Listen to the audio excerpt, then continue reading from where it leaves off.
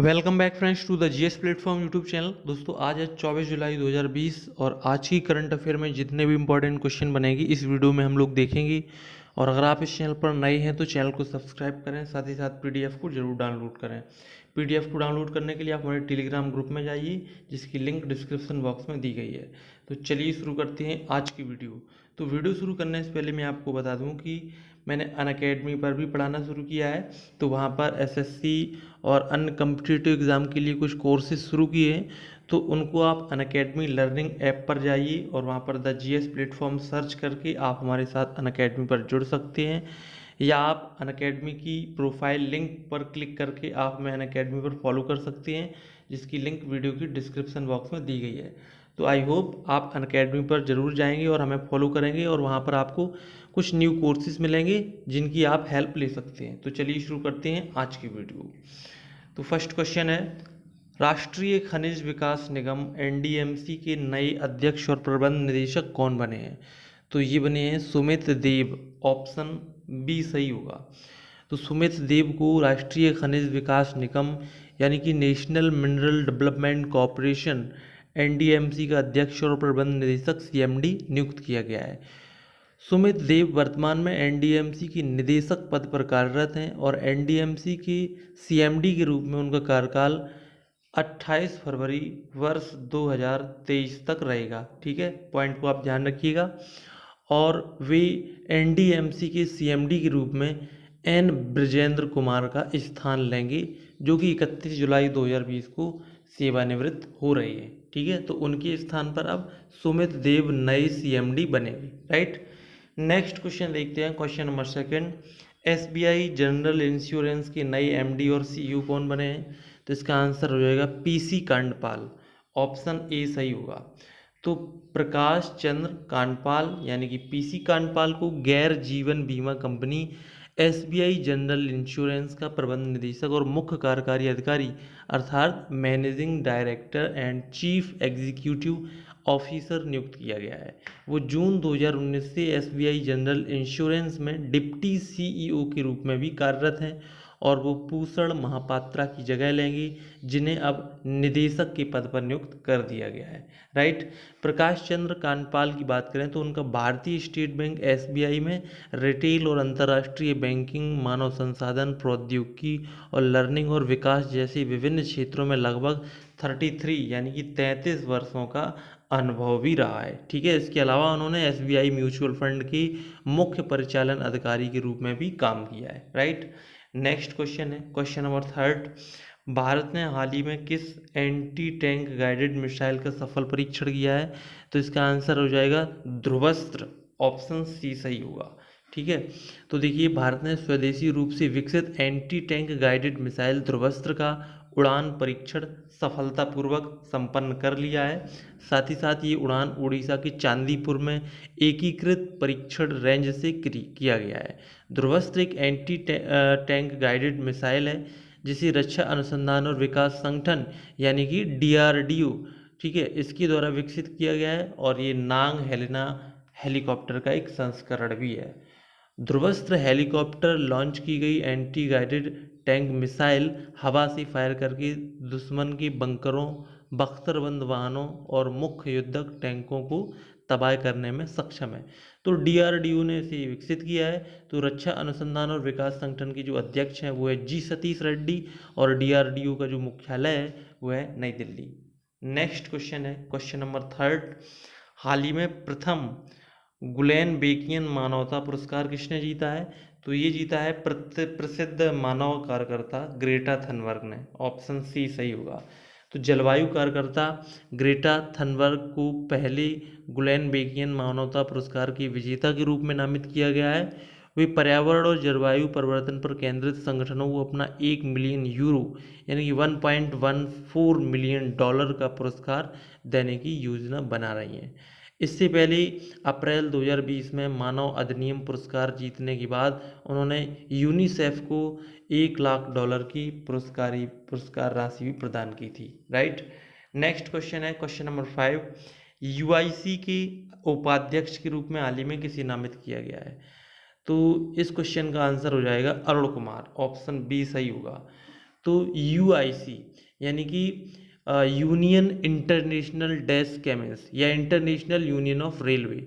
तो अरुण कुमार को पेरिस में आधारित यूनियन इंटरनेशनल डेस्क कमेंस या international union of railway UIC के सुरक्षा मंत्र के उपाध्यक्ष के रूप में नामित किया गया है। वे वर्तमान में रेलवे सुरक्षा बल यानी कि आरपीएफ के महानिदेशक हैं और वो 2020 से 2 वर्षों के लिए इस प्रतिष्ठित वैश्विक संस्था में काम करेंगे, जिनके कुछ सदस्यों में चीन, जापान, रूस भी शामिल हैं। ठीक है, तो आप ध्यान रखेंगे अरुण कुमार को उपाध्यक्ष बनाया गया है। राइट, तो बहुत ही इंपॉर्टेंट क्वेश्चन है क्योंकि यूनियन इंटरनेशनल डेस्क कमेंस या इंटरनेशनल यूनियन ऑफ रेलवे के उपाध्यक्ष के रूप में उनको नामित किया गया है। नेक्स्ट क्वेश्चन है question number 6, National Broadcasting Day हाल ही में कब मनाया गया? तो ये मनाया गया है 23 जुलाई को, ऑप्शन सी सही होगा।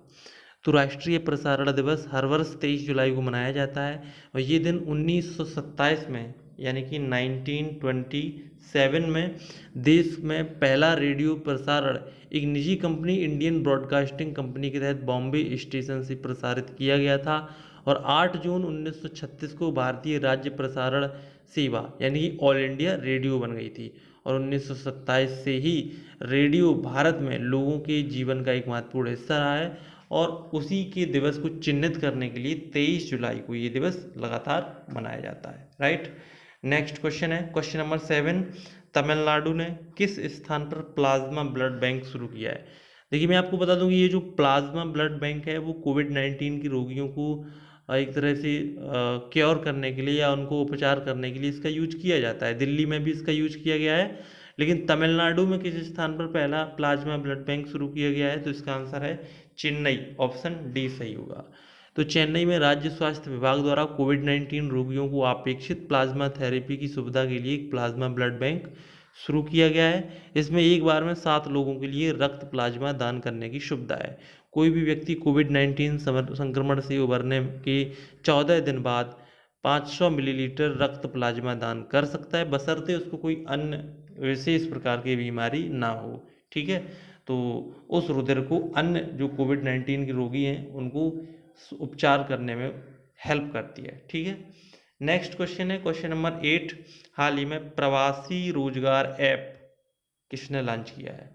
तो ये किया है एक्टर सोनू सूद ने। जैसा कि आप जानते हैं सोनू सूद ने लॉकडाउन के दौरान प्रवासी श्रमिकों को उनके घर पर पहुंचाने में काफ़ी मदद की थी, लेकिन अब उन्होंने इससे एक कदम आगे बढ़कर उन्हीं प्रवासी मजदूरियों को जो कि घर पर पहुंचे उनको रोजगार देने की भी एक मुहिम उठाई है। ठीक है, तो महाराष्ट्र में अभिनेता सोनू सूद ने प्रवासी रोजगार नामक एक मुफ्त ऑनलाइन मंच प्रारंभ किया है और ये देश भर में विभिन्न क्षेत्रों में नौकरी के अवसर तलाशने में मदद करेगा।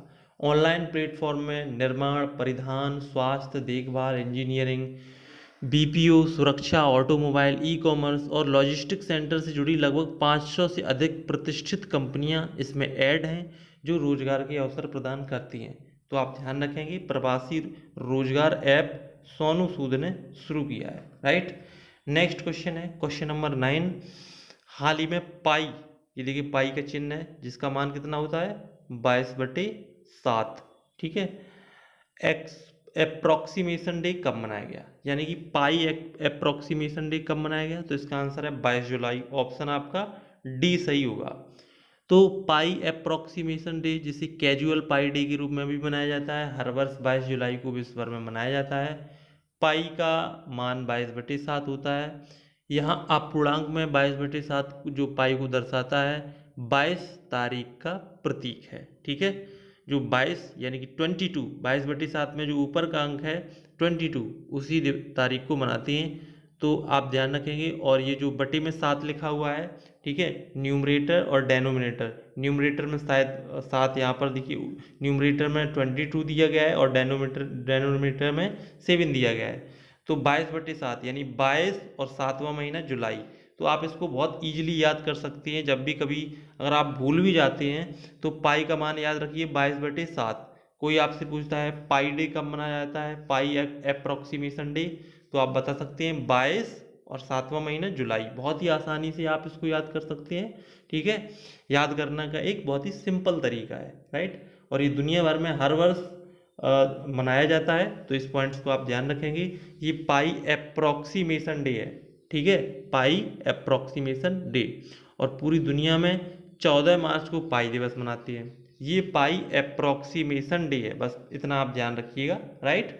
और इसको याद करने का क्या तरीका है, 22 जुलाई, ठीक है, 22/7। चलिए आगे देखते हैं क्वेश्चन नंबर 10। हाल ही में किस देश ने अपना पहला सैन्य उपग्रह एनासिस-2 को लॉन्च किया है? तो इसका आंसर हो जाएगा दक्षिण कोरिया, ऑप्शन डी सही होगा। तो स्पेस एक्स ने अंतरिक्ष में दक्षिण कोरिया का पहला सैन्य उपग्रह लॉन्च किया है। एनासिस सेकेंड उपग्रह को अमेरिकी राज्य फ्लोरिडा की केप कैनवेरल एयरफोर्स स्टेशन से प्रक्षेपित किया गया है। प्रक्षेपण ने दक्षिण कोरिया को एक मिलिट्री ओनली संचार उपग्रह बनाने वाला दुनिया का 10वां देश बना दिया है, जो स्थायी और सुरक्षित सैन्य संचार प्रदान करेगा, ठीक है। तो ये रहे आज की वीडियो के टॉप 10 करंट अफेयर क्वेश्चन जो कि आपने स्टडी किए। आगे देखते हैं कल की करंट अफेयर कुछ का आंसर। कल आपसे पूछा गया था भारतीय मूल के चंद्रिका प्रसाद संतोखी को किस देश का राष्ट्रपति चुना गया है? तो आंसर हो जाएगा सूरीनाम, ऑप्शन ए सही होगा।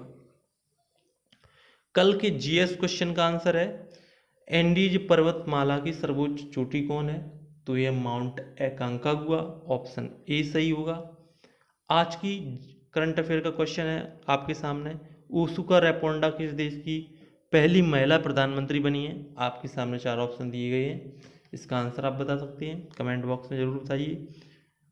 दूसरा क्वेश्चन है आपका हैशटैग जीएस के साथ लवणता यानी कि सैलिनिटी, यानी कि एक तरह से हम कह सकते हैं कि समुद्र में नमक की मात्रा, ठीक है, या लवणता की सर्वाधिक मात्रा निम्न में से किस में सबसे अधिक पाई जाती है? 4 ऑप्शन है आपके सामने। बहुत ही इम्पोर्टेंट क्वेश्चन है, कंफ्यूजिंग क्वेश्चन है, इसको आप जरूर बताइए कमेंट बॉक्स में। तो ये रहे आज की वीडियो की सभी क्वेश्चंस। अगर आपको वीडियो पसंद आए तो प्लीज़ वीडियो को लाइक करें, शेयर करें, कमेंट करें और आप हमारे साथ जुड़े रहिए। साथ ही साथ आप अनअकैडमी पर हमें फॉलो कर सकते हैं। तो मिलते हैं नेक्स्ट वीडियो में, तब तक के लिए नमस्कार।